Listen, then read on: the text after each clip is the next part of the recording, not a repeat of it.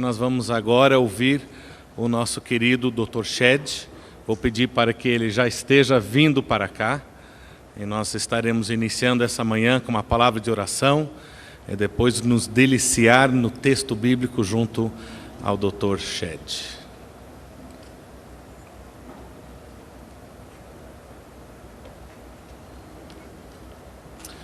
Curve a sua cabeça e vamos elevar os nossos pensamentos ao nosso Deus. Senhor Pai, nesta manhã, ao entrarmos novamente na sua presença, fazemos com muita gratidão, louvor, expressão, Senhor, da nossa adoração a Ti.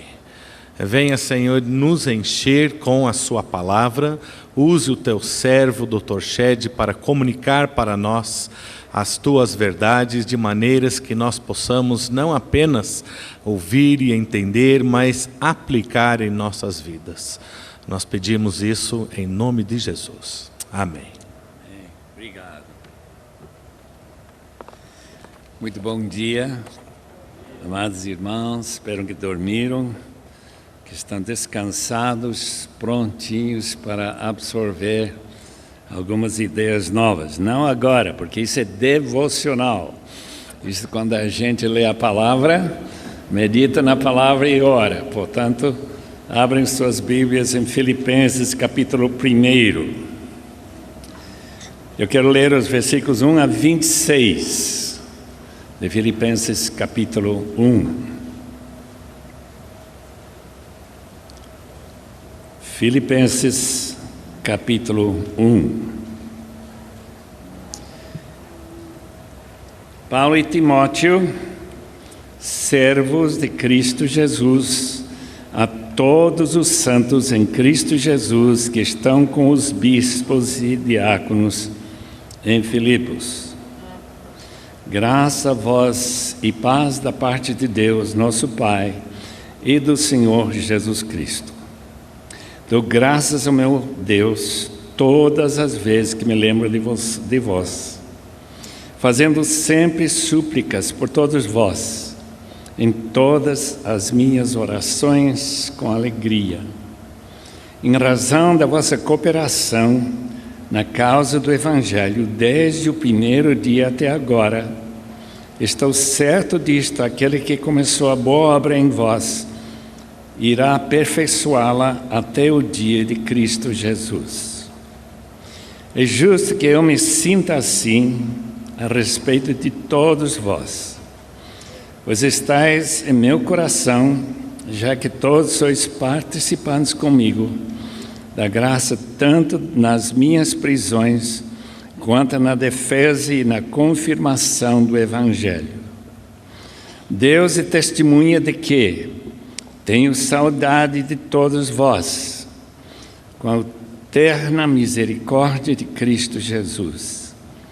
E peço isto em oração, que o vosso amor aumente cada vez mais no pleno conhecimento e em todo entendimento, para que aproveis as coisas superiores, a fim de serdes sinceros, irrepreensíveis até o dia de Cristo, cheios do fruto de justiça que vem por meio de Jesus Cristo, para a glória e louvor de Deus. Irmãos, quero que saibais que as coisas que me aconteceram contribuíram para o avanço do Evangelho, a tal ponto de ficar claro para toda a guarda pretoriana e para todos os demais que é por Cristo que estou na prisão. E animados pelas minhas prisões, a maior parte dos irmãos no Senhor tem muito mais coragem para falar sem medo a palavra de Deus. É verdade que alguns pregam Cristo até mesmo por inveja e discórdia, mas outros o fazem com boas intenções. Esses o fazem por amor, sabendo que fui posto aqui para a defesa do Evangelho. Mas aqueles anunciam Cristo por discórdia, não com sinceridade, pensando que assim podem aumentar o sofrimento das minhas prisões. Mas que importa, de qualquer forma, contanto que Cristo seja anunciado, quer por pretexto, quer não, alegro-me com isso e sim, sempre me alegrarei. Pois sei que isso resultará em salvação para mim, pela vossa súplica e pelo socorro do Espírito de Jesus Cristo, segundo a minha intensa expectativa e a esperança de que em nada serei decepcionado. Pelo contrário, com toda ousadia, tanto agora como sempre, Cristo será engrandecido no meu corpo, seja pela vida, seja pela morte. Pois para mim o viver é Cristo e o morrer é lucro. Mas se o viver no corpo resulta para mim em fruto do meu trabalho, não sei então o que escolher. Sinto-me, porém, pressionado de ambos os lados, tendo desejo de partir e estar com Cristo, pois isso é muito melhor. Todavia, por vossa causa, acho mais necessário permanecer no corpo. E tendo esta confiança, sei que ficarei e permanecerei com todos vós, para o vosso desenvolvimento e alegria na fé, para que cresça o motivo de vos orgulhardes em Cristo Jesus, por minha causa, pela minha presença de novo entre vós. Oh Deus, nós não temos tempo nesta manhã para examinar todo esse texto, mas rogamos que alguma coisa de grande valor para a nossa vida possa ser extraída e aplicada ao nosso viver. Te glorificamos nesta manhã pelo privilégio tão grande de, antes de chegar no céu, ouvir a Tua voz. E por isso que nós te rogamos que Tu nos fales, em nome de Jesus. Amém. Como o nosso tempo é bastante limitado, eu quero apenas extrair uns 5 ou 6 palavras para os irmãos pensarem nesta manhã, deste texto. A primeira palavra é a palavra servos. Quem lê o original sabe que a palavra é escravos. Paulo e Timóteo, escravos de Cristo Jesus. A vida cristã normalmente não se pensa em termos dessa metáfora de escravo, mas é uma boa palavra para meditar por vários motivos. Em primeiro lugar, um escravo se adquire pela compra. E a Bíblia diz, em 1 Coríntios 6,19, que nós fomos comprados. Em segundo lugar, um escravo se torna escravo pelo nascimento. Ele nasce de outro casal escravo. Nesse caso, nós tivemos que nascer para ser escravos de Jesus Cristo, nascer do Espírito, como Jesus falou para Nicodemos. Em terceiro lugar, a escravatura, principalmente no Império Romano, era pela conquista. Cada vez que o Império expandiu em novos territórios, todos os indivíduos capturados, que ainda tinham saúde, para chegar até em Roma e foram lá para o mercado de escravos, até o ponto do Império Romano, na época de Paulo, ter mais de 50% da população escrava, por causa da expansão do Império. E, finalmente, nós sabemos que havia escravos voluntários, pessoas que amam ao seu dono, seu mestre, e se entregam voluntariamente para ser escravo dele. Esses 4 meios, todos se aplicam à vida de Paulo e Timóteo e se aplicam à nossa vida também. Quando você declarou que Jesus é Senhor, curioso, você está dizendo, Ele é meu dono. É justamente a palavra que corresponde à palavra escravo. E ainda que essa palavra não soa bem para nós, neste mundo mais moderno, mais recente, é muito bom lembrar que é isso mesmo em nossa relação com o Senhor Jesus. Nossas escolhas são muito limitadas se de fato Jesus é Senhor de nossa vida. E que nossa vontade é fazer a vontade dEle. Interessante que essa palavra aparece mais uma vez em Filipenses. Se os irmãos quiserem dar a volta na página de capítulo 2, versículo 7 de Filipenses, falando sobre a humilhação de Jesus. Jesus esvaziou-se a si mesmo, assumindo a forma de escravo. Então, quando Jesus disse, não a minha vontade, mas a tua, quando ele diz, eu não falo nada de mim mesmo, ele está falando de uma escravatura, uma relação de escravo ao seu próprio pai. Como também, obviamente, ele foi escravo da gente, já que ele serviu como escravo, lavando os pés dos discípulos e sendo crucificado na maneira predileta dos romanos de matar escravos. Uma revolta de escravos e milhares deles foram crucificados, como sinal para os outros nunca se levantarem em rebelião contra o poder do império. Portanto, a palavra escravo é uma palavra que deve ser cuidadosamente incluída no nosso vocabulário. Que é que eu faço que é da minha vontade e não da vontade do Mestre. E como Jesus Cristo percebe que nós somos escravos voluntários, Ele naturalmente nos trata com muito cuidado, para a gente não vai embora, dizer, olha, não vale a pena servir. Mas o apóstolo Paulo nunca imaginou que ele poderia deixar de cumprir sua carreira de escravo.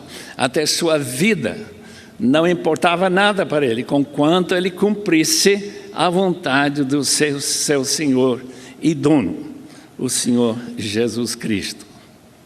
A segunda palavra que queria que os irmãos notassem, marcassem nesse trecho é a palavra comunhão, koinonia.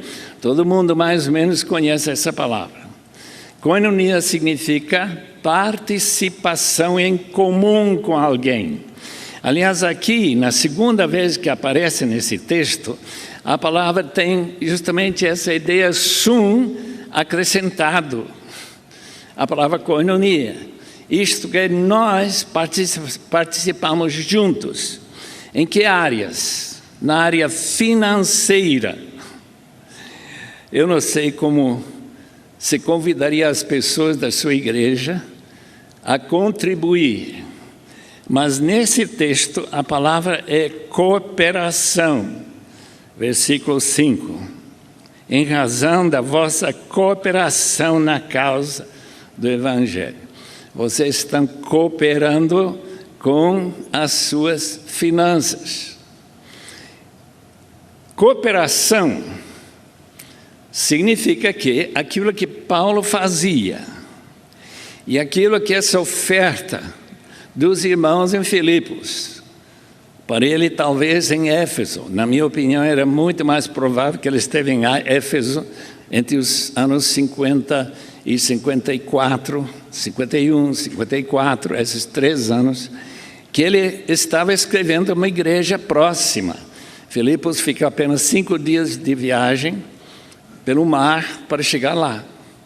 E eles tinham enviado, já que ele estava próximo, sabendo que estava na prisão, ele deve ter alguma necessidade. E Epafrodito vem trazendo esses donativos da igreja. E ele chama isso de cooperação. Mais tarde, ele vai chamar isso de um sacrifício, de aroma suave para Deus. Mesma maneira de descrever o próprio sacrifício na cruz de Cristo. É muito difícil imaginar como a sua contribuição lá na arrecadação da sua igreja, não tanto como dízimo, mas como cooperação no Evangelho, levando esse Evangelho mais para frente. A segunda vez que aparece esta palavra, os irmãos vão encontrar aqui embaixo, onde ele vai usar esta palavra, mas com outra tradução aqui. Versículo 7. Já que todos sois participantes comigo da graça, tanto nas minhas prisões quanto na defesa e na confirmação do Evangelho. Vocês participam comigo na minha prisão. A ideia de que sofrimento que alguém passa sendo açoitado como Paulo foi e finalmente decapitado em Roma, que esse sofrimento é um sofrimento que a própria igreja, como corpo de Cristo, por causa da sua koinonia com Paulo, eles também estão sofrendo. Isto é muito difícil para nós realmente sentirmos em nosso corpo. Esse sentimento que uma mãe tem quando seu filho está aprisionado ou que está sendo torturado em algum lugar. Imagina, é isso mesmo que Paulo diz. Vocês em Filipos, por causa do amor que vocês têm por mim, que vocês participam comigo nos meus sofrimentos. Então essa é a segunda palavra, a palavra koinonia, comunhão. Terceira palavra é as saudades. Os irmãos encontram essa palavra justamente aqui embaixo, quando nós encontramos versículos 7 e 8. Deus é testemunho de que tenho saudades de todos vós, com a eterna misericórdia de Deus. Ele já falou que eu tenho vocês no meu coração, versículo 7. Essa palavra saudade é uma palavra rara no Novo Testamento, muito rara. Aparece aqui, aparece uma outra vez, também nós encontramos em outro ou dois textos, principalmente em Tiago, capítulo 4, versículo 5. Quando os irmãos têm tempo para meditar, pensem bem nesse texto. Traduzido parece que nesta versão aqui como ciúme. A palavra saudade significa eu sinto que uma parte da gente foi retirada, uma parte muito importante, especialmente a separação de membros da família muito queridas ou membros da igreja. O apóstolo Paulo não tinha família, pelo menos que nós conhecemos e sabemos. Mas ele tinha esses filhos na fé. E essa separação para ele criava essa dor chamada saudade, ou aquilo que o Espírito tem para com a igreja, segundo Tiago, capítulo 4, versículo 5. É fascinante encontrar essa palavra aqui, que Paulo tem muitas saudades e espera quanto vai ser possível voltar para Filipos e ter essa maravilhosa comunhão junto com aqueles amados irmãos por lá. Em outras palavras, ausência e especialmente pecado.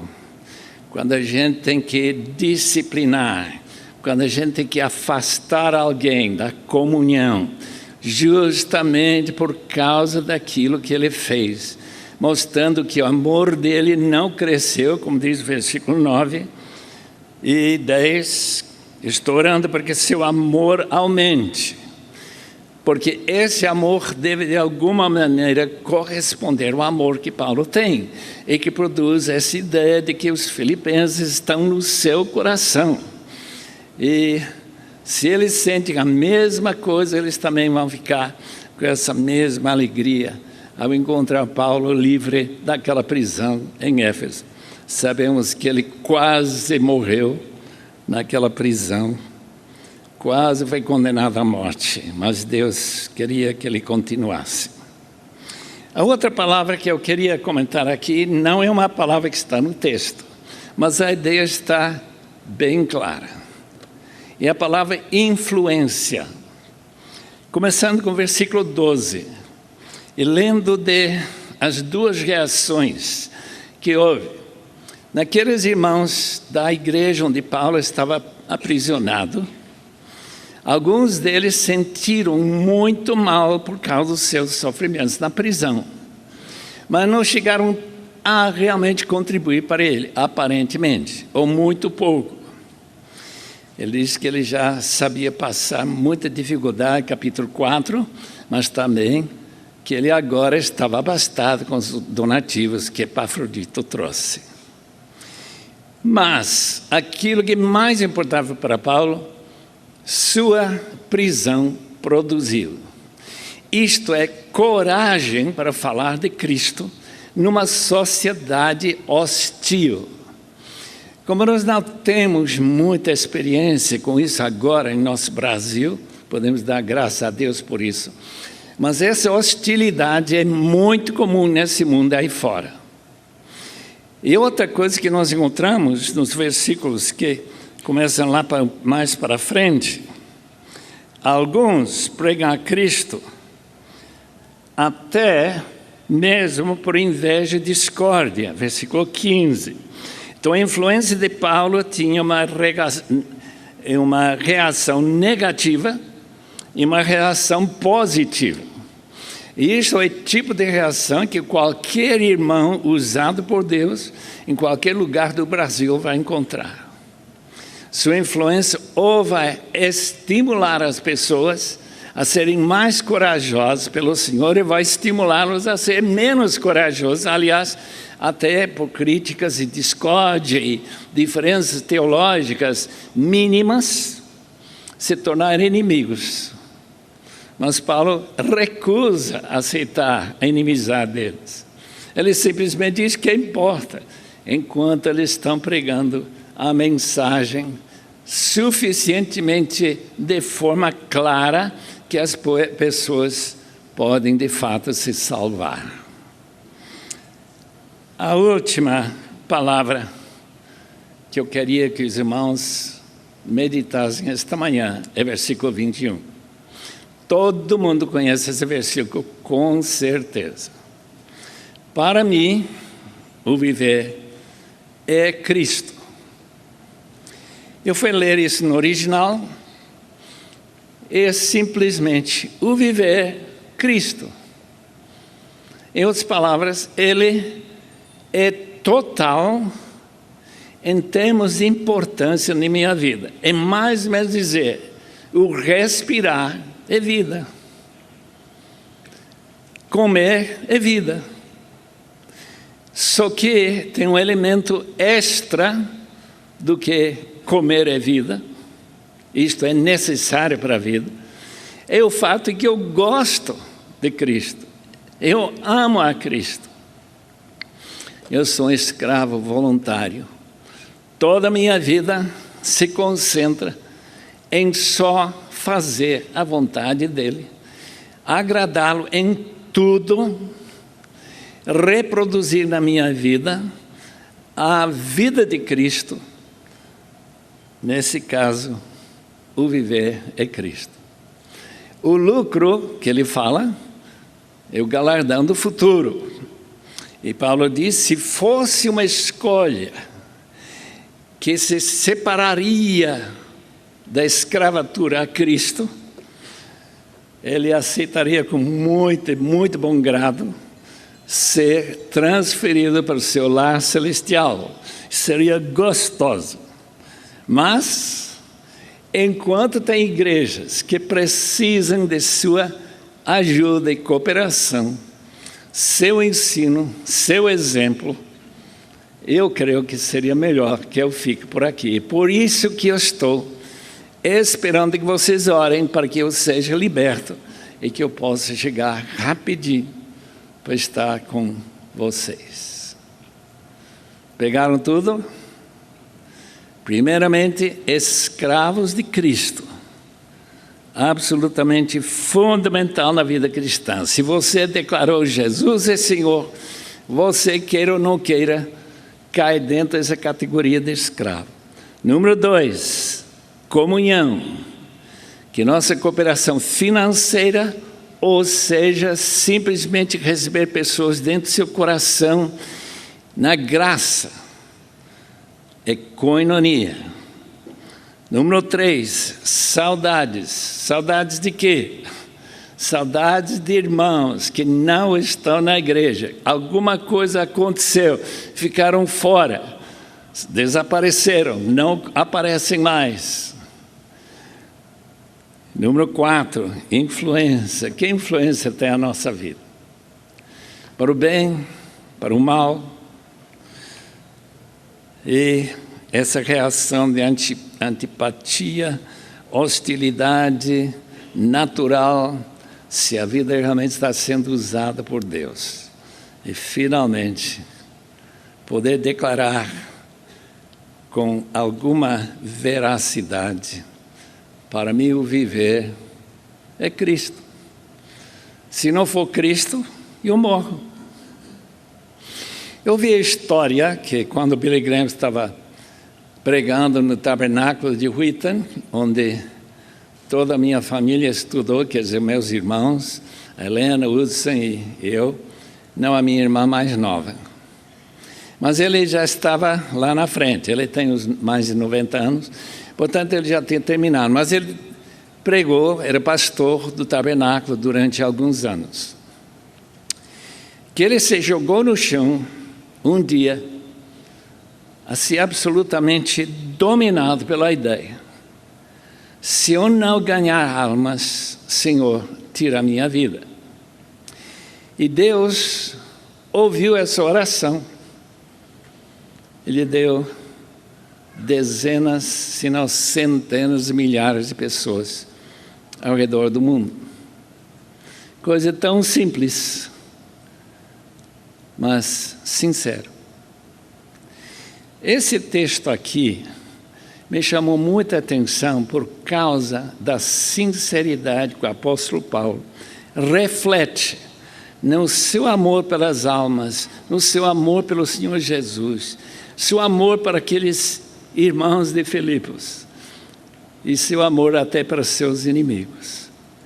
E principalmente que para ele a única razão que ele quer continuar vivo é se ele poder servir a Cristo.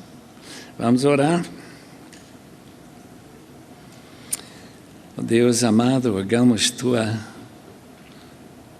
ajuda, não somente na compreensão do texto, mas na aplicação desse texto às nossas vidas. Em nome de Jesus. Amém, Senhor.